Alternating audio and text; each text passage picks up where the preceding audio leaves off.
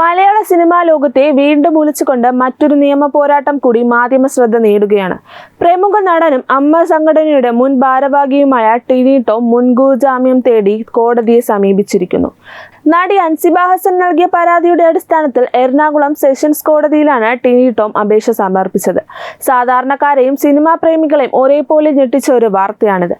കാരണം തുടക്കത്തിൽ പോലീസ് കേസെടുക്കാൻ വിസമ്മതിച്ച ഒരു പരാതിയിലാണ് കോടതി ഇടപെടലിലൂടെ ഇപ്പോൾ നടനെതിരെ ഗുരുതരമായ വകുപ്പുകൾ ചുമത്തി കേസെടുത്തിരിക്കുന്നത്. ചോദ്യം ചെയ്യലിലേക്ക് പോലീസ് കടക്കുമെന്ന സൂചനകൾ ശക്തമായതോടെയാണ് മുൻകൂർ ജാമ്യം തേടിയുള്ള നടന്റെ ഈ നിർണായക നീക്കം. ഈ വിവാദത്തിന്റെ തുടക്കം കടവന്ത്ര പോലീസ് സ്റ്റേഷനിൽ നിന്നാണ്. നടി അൻസിബ ഹസൻ തനിക്കെതിരെ ടിനി ടോം മോശം പരാമർശങ്ങളും വർഗീയ അധിക്ഷേപങ്ങളും നടത്തിയെന്ന് കാണിച്ച് പോലീസിൽ പരാതി നൽകിയിരുന്നു. എന്നാൽ പ്രാഥമിക പരിശോധനകൾക്ക് ശേഷം കടവന്ത്ര പോലീസ് ഈ പരാതി തള്ളിക്കളയുകയായിരുന്നു.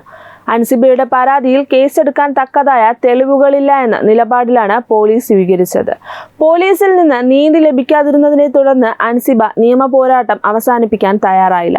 അവർ എറണാകുളം ജില്ലാ സെഷൻസ് കോടതിയെ സമീപിച്ചു. പരാതി കൃത്യമായി പരിശോധിച്ച് കോടതി പോലീസിന്റെ കണ്ടെത്തലുകളെ തള്ളിക്കൊണ്ട് കഴിഞ്ഞ മാസം 30-ന് ഒരു നിർണായക ഉത്തരവ് പുറപ്പെടുവിപ്പിച്ചു.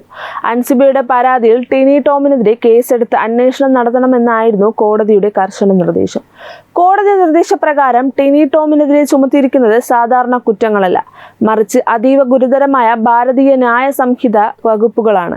സ്ത്രീത്വത്തെ അപമാനിച്ചതിനും മതസ്പർദ്ധ വളർത്താൻ ശ്രമിച്ചതിനുമാണ് പ്രധാനമായും കേസെടുത്തിരിക്കുന്നത്.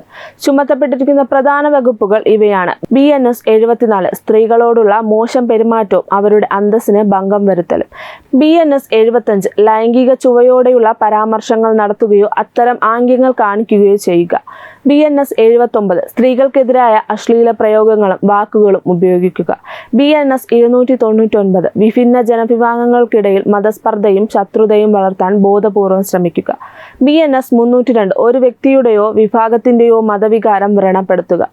അൻസിബയ്ക്ക് നേരെ നടത്തിയ വർഗീയ പരാമർശങ്ങളെ അതീവ ഗൗരവത്തോടെയാണ് കോടതി കണ്ടത്.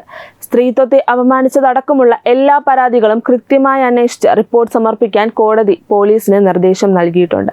മലയാള സിനിമയിലെ അഭിനേതാക്കളുടെ സംഘടനയായ അമ്മയുടെ മുൻ ഭാരവാഹി കൂടിയാണ് ടിനി ടോം എന്നത് ഈ കേസിന്റെ ഗൗരവം വർദ്ധിപ്പിക്കുന്നു. ഹേമ കമ്മിറ്റി റിപ്പോർട്ടിന് ശേഷം മലയാള സിനിമാ മേഖലയിലെ സ്ത്രീ സുരക്ഷയും തുല്യതയും വലിയ ചർച്ചയായിരുന്ന ഒരു കാലഘട്ടമാണിത്.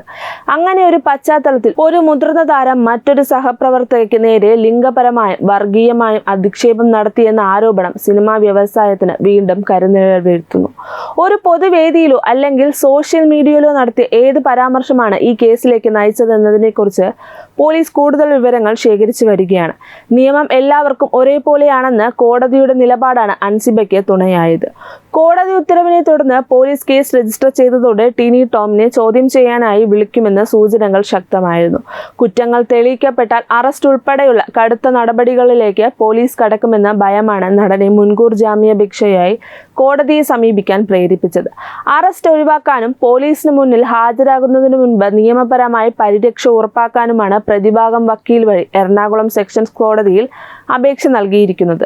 തനിക്കെതിരെയുള്ള ആരോപണങ്ങൾ അടിസ്ഥാനരഹിതമാണെന്ന വാദമായിരിക്കും നടൻ കോടതിയിൽ ഉയർത്തുക എന്നാണ് സൂചന. കേസിൽ കോടതിയുടെ അടുത്ത നിലപാട് എന്തായിരിക്കുമെന്നാണ് ഇനി സിനിമാ ലോകവും പൊതുസമൂഹവും ഉറ്റുനോക്കുന്നത്. ടിനി ടോമിന്റെ മുൻകൂർ ജാമ്യാപേക്ഷയിൽ കോടതി പോലീസിന്റെ റിപ്പോർട്ട് തേടും. അതിനുശേഷമായിരിക്കും ജാമ്യം അനുവദിക്കണമോ വേണ്ടയോ എന്ന് കോടതി തീരുമാനിക്കുക. മലയാള സിനിമയിലെ സ്ത്രീകളുടെ അവകാശങ്ങൾക്ക് വേണ്ടിയുള്ള പോരാട്ടത്തിൽ ഈ കേസ് മറ്റൊരു നാഴികക്കല്ലാകുമോ, അതോ ആരോപണങ്ങളിൽ നിന്ന് ടിനി ടോം വിമുക്തനാകുമോ? വരും ദിവസങ്ങളിൽ കോടതി മുറികളിൽ നടക്കുന്ന വാദപ്രതിവാദങ്ങൾ ഇതിനുത്തരം നൽകും. നിയമത്തിന്റെ വഴിയിലൂടെയുള്ള ഈ പോരാട്ടത്തിന്റെ തുടർന്നുള്ള അപ്ഡേറ്റുകൾക്കായി കാത്തിരിക്കാം.